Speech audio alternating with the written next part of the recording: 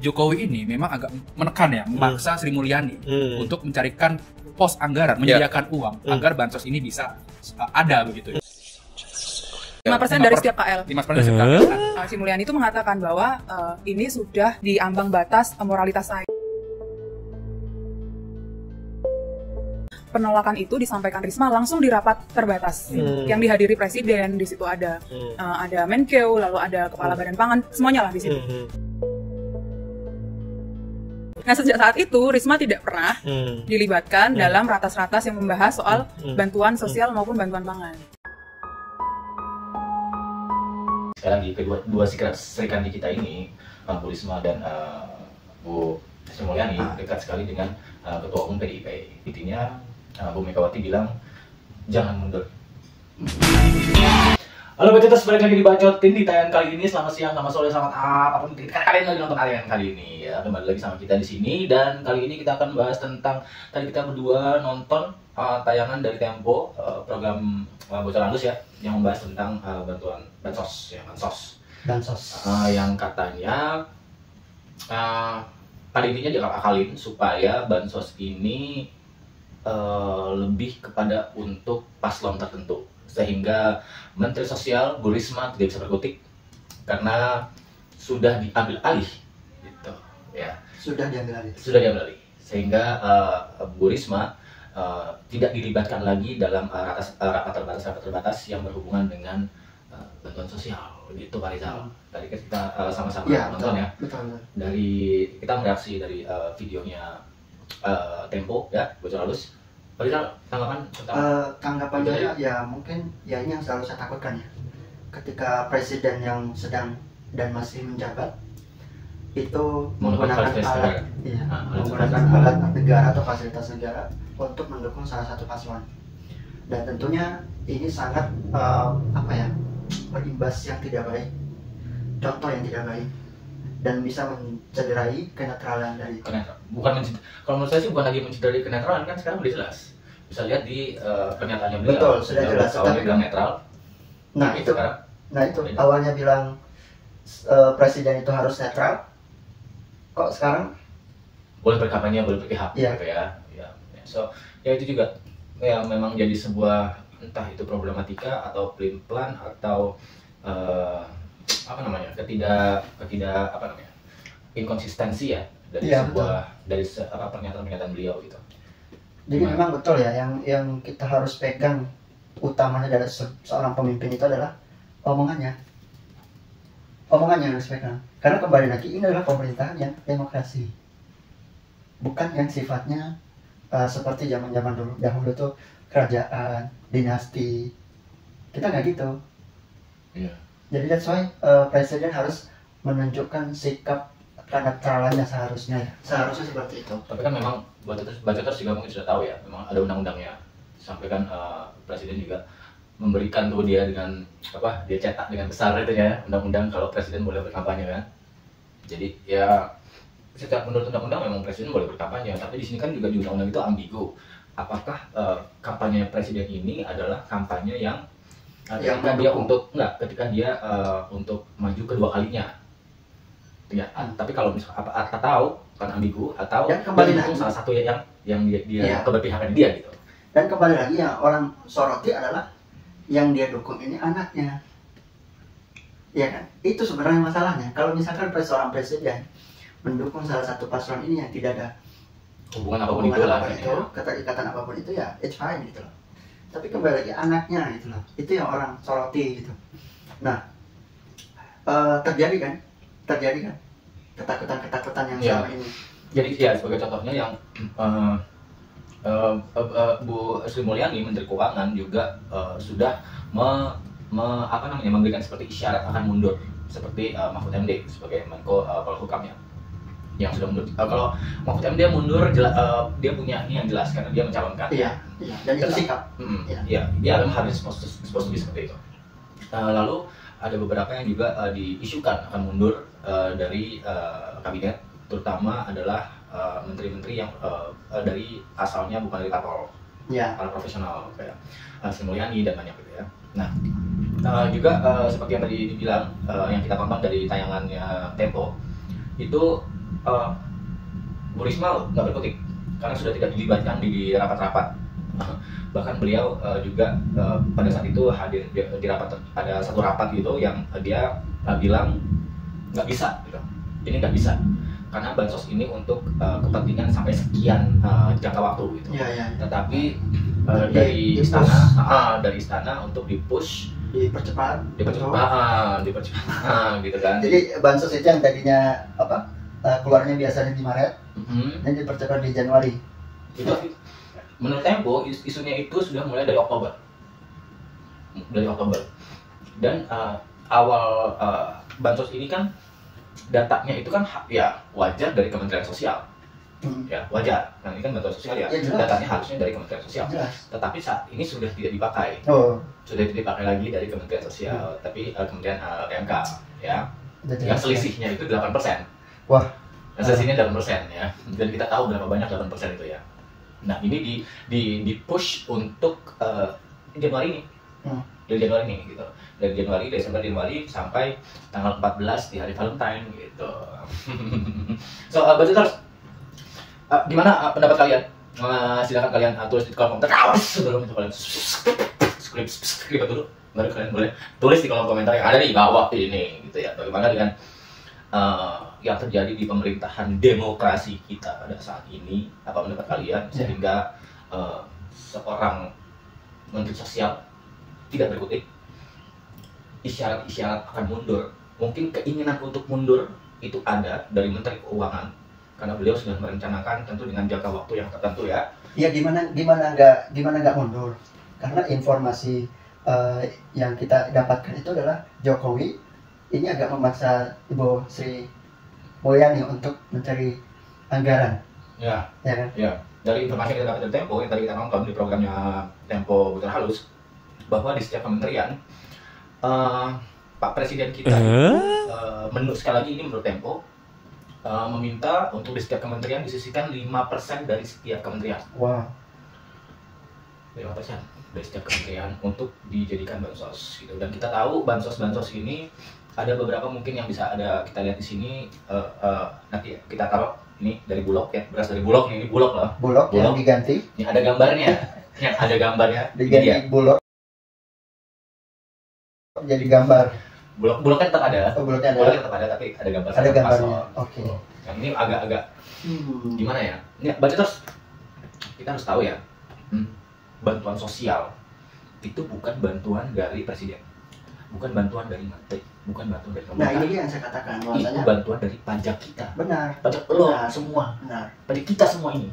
Makanya saya bilang pembagian bansos ini saya ragu dengan niat untuk menaikkan elektabilitas salah satu paslon. Saya ragu karena di masyarakat kita sudah timbul kesadaran bahwasanya bansos ini ya emang dari pajak kita. Ya memang dari pajak kita. Iya. Dari mana? Iya, makanya saya bilang pembagian bansos ini sebenarnya saya cukup ragu untuk bisa bilang ini bisa menambah atau menaikkan elektabilitas paslon tersebut. Ya, karena mungkin masyarakat sudah sadar. Iya. Gitu. Karena ini dari masyarakat Indonesia, dari rakyat Indonesia, bukan dari salah satu paslon. Yang namanya bantuan sosial kenegaraan, ya dari pajak lo, pajak gue, pajak dia. Budgeter sekalian harus paham itu.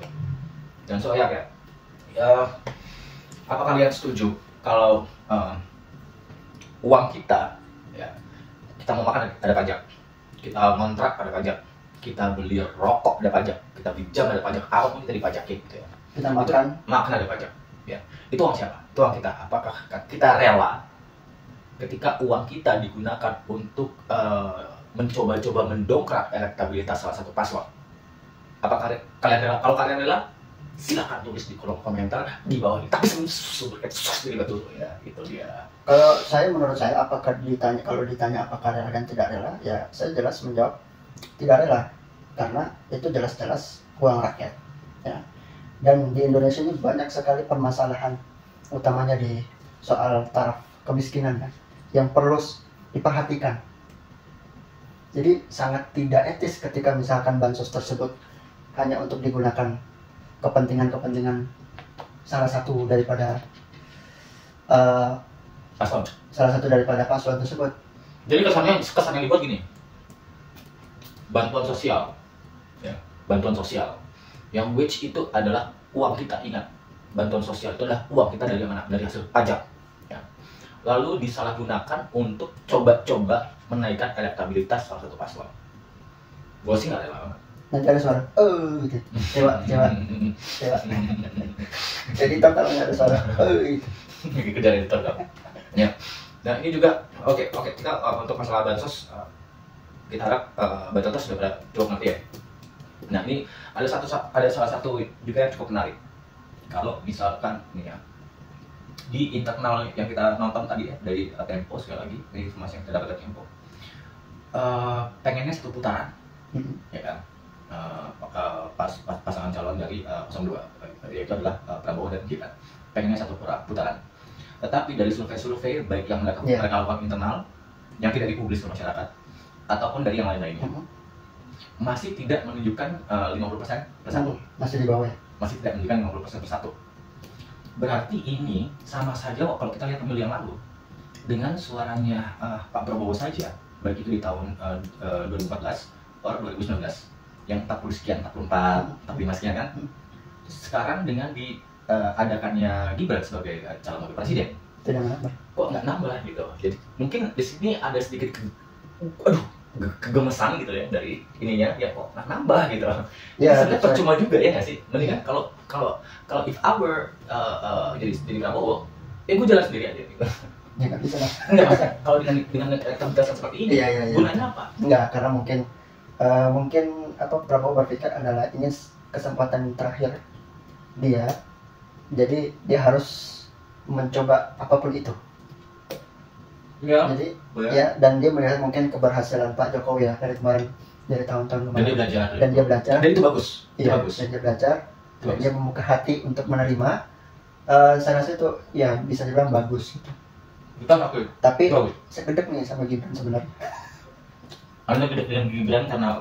Ya karena gini ya, saya tidak ada apa ya, saya tidak ada istilahnya ada indikasi ataupun ingin menyerang dan lain sebagainya ataupun mendukung salah satu daripada paslon tersebut. Tapi kembali lagi saya belum menentukan pilihan. Iya, saya sama saja. Ya, tetapi kembali lagi yang saya harus katakan di sini adalah ketika kita nih yang lebih muda berbicara dengan yang lebih tua. Oh, kembali ke masalah etika. Pada intinya kan Anda seperti itu ya. Iya. Kembali ke etika yang sopan. Jadi ya kalau saya sih orang tuanya Gibran ya, saya butuh kepalanya. Saya sentil gitu. Nggak boleh kok gitu.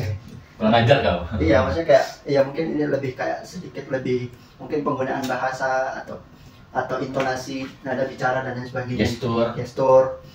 Sehingga orang melihat ini nggak benar, ini etikanya nggak bagus gitu. Tapi saya boleh stop di situ ya. Saya tidak mau membicarakan masalah etika. Jujur saya tidak mau untuk pemilu kali ini. Saya tidak mau membicarakan etika. Kalau ngomong etika semua kena. Enggak, semua kena masalah etika. Mungkin yang Anda maksud adalah debat. Iya, etika. Ya, untuk para bacoters yang hanya berpacu atau terpaku untuk di debat saja, ya, itu penilaian silakan. Itu masing-masing. Iya, silakan, boleh.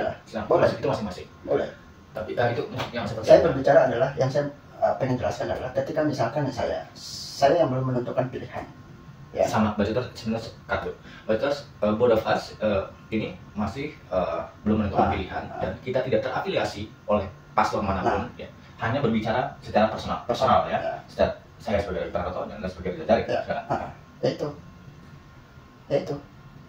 Ya kan saya jelaskan aja loh. Mungkin karena kalian belum subscribe, jadi juga ribet ngomongnya. Subscribe tuh. Ya yang saya jelasin adalah bahwasanya saya contoh seperti saya yang atau orang yang belum menentukan pilihannya, itu kan bisa jadi langsung hilang respect ketika melihat. Iya, misalnya nih ada perkataan netizen yang dianggap anak bocah dari anak aduh ribet banget karena mungkin kau sadar banyak yang belum subscribe. Nah, jadi ribet juga kau ngomongnya. Gimana lah ya. Jadi pada intinya seperti saya ataupun siapapun itu yang belum menentukan pilihannya ketika melihat cara debat dia atau yang kemarin itu jadi ilfil pada intinya. Jadi ilfil, hilang respect ya kan. Terus jadi kayak kayaknya gue nggak keluar deh, gue paslon yang lain gitu ya. Iya, karena kembali lagi bahwasanya adalah tata krama ketika debat itu sangat dibutuhkan dan orang melihat Gibran itu siapa. Gibran itu sangat jauh lebih muda dibanding yang lainnya gitu. Iya. Bukan dari segi usia saja, sangat muda pengalaman juga gitu. Jadi kayak ya. Tapi sekarang ya boleh. Kalau Anda bacoters yang berpendapat seperti Pak Rizal, it's okay, nggak masalah. It's okay. Dan kalau misalnya dia berpendapat seperti saya, kalau di debat itu kita harus menyerang. Karena ya namanya debat, serang, bisa tegang, boleh tegang ya? Boleh. Saya bilang boleh menyerang. Menyerang apa lagi? Menyerang boleh menyerang, gitu. boleh menyerang, tetapi ada etikanya. Iya, ya, kembali lagi. Oke, baiklah. Oke, nampaknya kita sudah cukupi saja untuk tayangan kali ini. Kita terus terima kasih nih untuk kalian semua yang udah support kita sampai saat ini ya. Iya, terima kasih banget. Thank you very much. Dan benar-benar lah ya dari lubuk hati yang paling dalam, karena channel ini benar-benar channel yang organik, alami. Kita nggak beli apapun itu ya. Mulai dari hanya sekedar handphone ya. Ngeditnya hanya dari handphone juga gitu ya.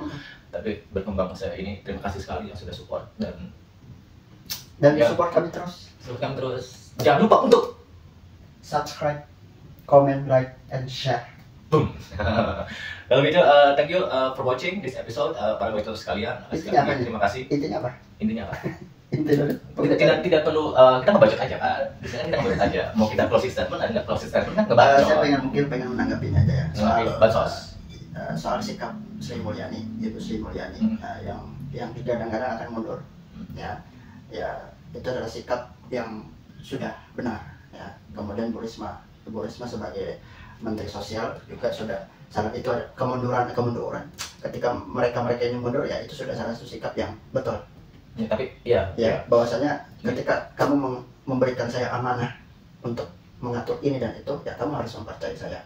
Jadi ketika ada intervensi dari pihak A, pihak B, pihak C, iya, karena dia sudah berbeda dari misi di awal, yang ketika dia menjabat. Ya kan, tapi tidak ada visi misi menteri, ada visi misi presiden. Ya, tetapi dia harus menjaga.